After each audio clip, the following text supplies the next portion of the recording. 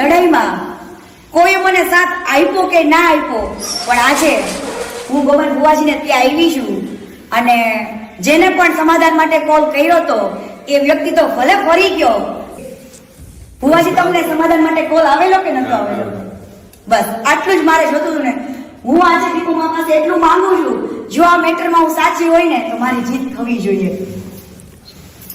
મિત્રો, ઘણા ટાઈમથી કીર્તિ પટેલનો અને ખજૂરભાઈનો એક વિવાદ ચાલી રહ્યો હતો, જેમાં કીર્તિ પટેલે ખજૂરભાઈના મોટા મોટા ખુલાસા કર્યા છે. એમાંથી હવે લોકો એમ કહી રહ્યા છે કે કીર્તિ પટેલ સાચું છે અને કીર્તિ પટેલે હવે મોટો કર્યો છે ખુલાસો.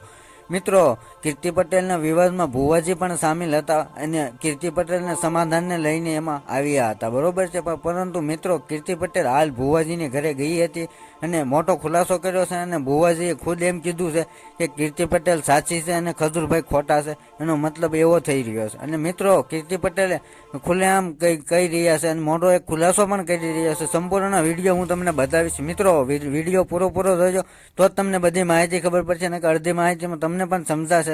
અને મિત્રો, કીર્તિ પટેલે એમ કીધું હતું કે જે ફોન કર્યો હતો એ ભલે ફરી ગયો, પરંતુ ભુવાજીએ સાથ આપ્યો છે કીર્તિ પટેલને અને કીર્તિ પટેલને સાથે છે. અને આમ અને સોશિયલ મીડિયામાં હવે એક કોમેન્ટ હું વાંચતો હતો તો એવી પણ કોમેન્ટો આવે છે કે ભાઈ ભુવાજીને પૈસા દઈને કીર્તિ પટેલે ખરીદી લીધી હોય, એવું પણ હોઈ શકે. પરંતુ મિત્રો, હવે મારું માનવું એવું છે કે ભુવાજી એ મંદિરમાં એમને વિડીયો બનાવ્યો છે, તો આમના વિશે આમાં કોણ સાચું છે અને કોણ ખોટું છે એ તમે કોમેન્ટ કરવાનું ભૂલશો નહીં. અને તમે કોને સાચા માનો છો અને કોને માટે ખોટા માનો છો એ પણ કોમેન્ટ કરશો નહીં. દર્શક મિત્રો, જો આપણી ચેનલ ઉપર નવા હોય તો આપણી ચેનલને સબસ્ક્રાઈબ કરો, લાઈક કરો, શેર કરો. જોવો સંપૂર્ણ ઘટના જે કીર્તિ પટેલે મોટો શું કર્યો છે ખુલાસો.